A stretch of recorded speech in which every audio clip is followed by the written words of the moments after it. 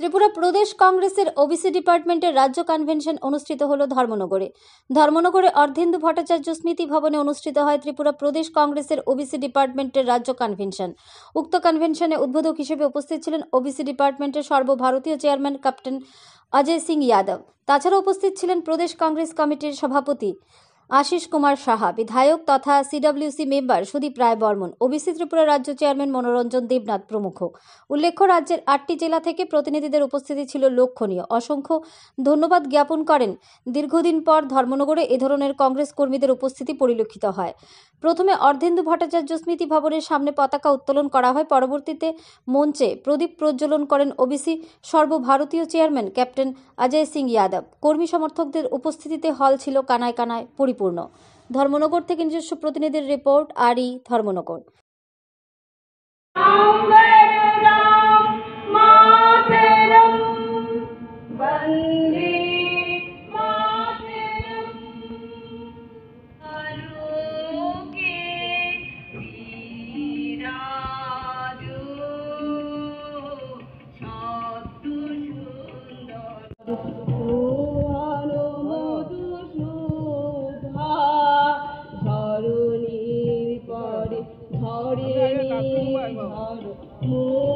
के president, block के president और ओबीसी के सभी पदाधिकारीगण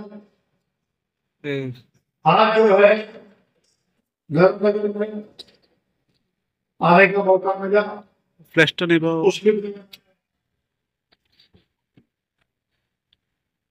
मनोरंजन देवनाथ जी जो आपके चेयरमैन है और आशीष कुमार दुआ जी जो आपके सीसीसी प्रेसिडेंट है, उनका धन्यवाद करता हूँ कि आपने आज के बीच में आने का मौका मिला। आप लोगों ने मान सम्मान दिया, इसके लिए आप सभी का हृदय की गहराई से धन्यवाद करता हूँ मैं। आप जानते हैं कि राहुल गांधी जी ने भारत जोड़ो यात्रा और भारत जोड़ो न्याय यात्रा कन्याकुमारी से श्रीनगर और पुरी से लेकर मुंबई तक भारत जोड़ो यात्रा और भारत जोड़ो न्याय यात्रा, इसमें गरीब से अमीर से, चाहे कोई महिला हो, बुजुर्ग हो, सबसे मिले और देश की व्यवस्था के बारे में उनको पता लगा। और मैं समझता हूं कि इस बात को देखते हुए उन्होंने 26 नवंबर 2024 को तालकटोरा स्टेडियम में संविधान दिवस की 75वीं वर्षगांठ बनाने का निर्णय लिया। आप जानते हैं कि 26 नवंबर 1950 को हमारा ये जो संविधान है, ये हमारे देश के पार्लियामेंट ने इसको पारित किया और लागू किया।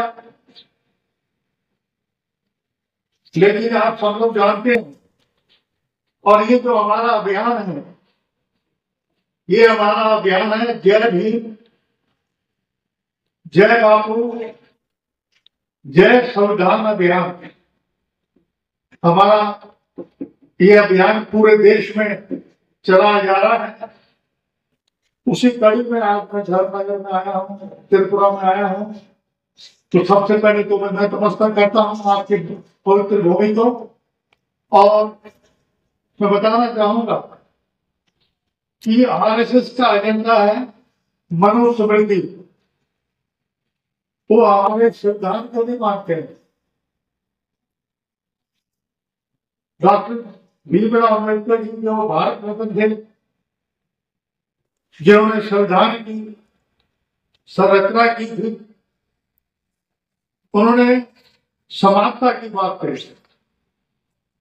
तो राजा या रंग को, गरीब व अमीर है, सबको वोट का अधिकार दिया। और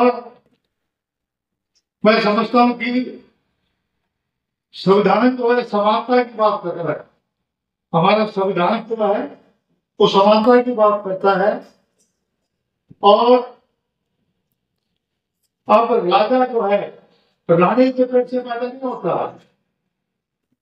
अब राजा जो है আজকে ধর্মনগর শহরে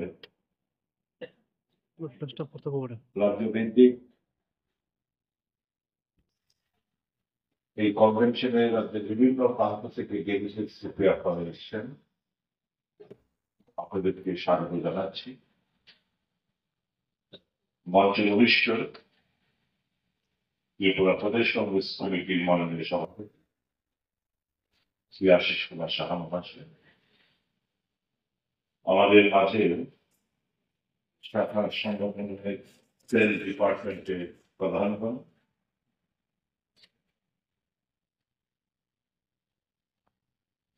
কিন্তু আমি আজকের এই সভার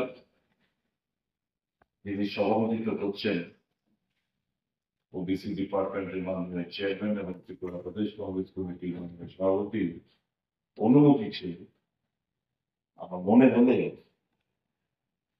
বক্তব্য রাখার আগে কেউ যদি আমরা সঠিক সংখ্যাটা আমরা জানি না, আপনারা শুনেছেন তাদের দেওয়া, আপনারা জেনেছেন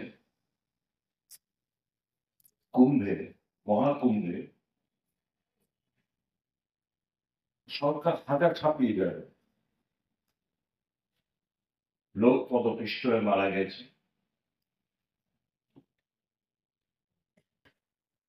ওখানে মুসলমানদের প্রবেশ নিষেধ ছিল, অটো চালকদের নিষেধ ছিল,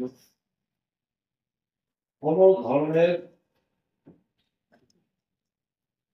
মুসলমান লোক ওই মহাকুমের দোকান থেকে শুরু করে কিছু করতে পারবে হলিয়া জারি করা ছিল, আল্লাহ করিয়েছে।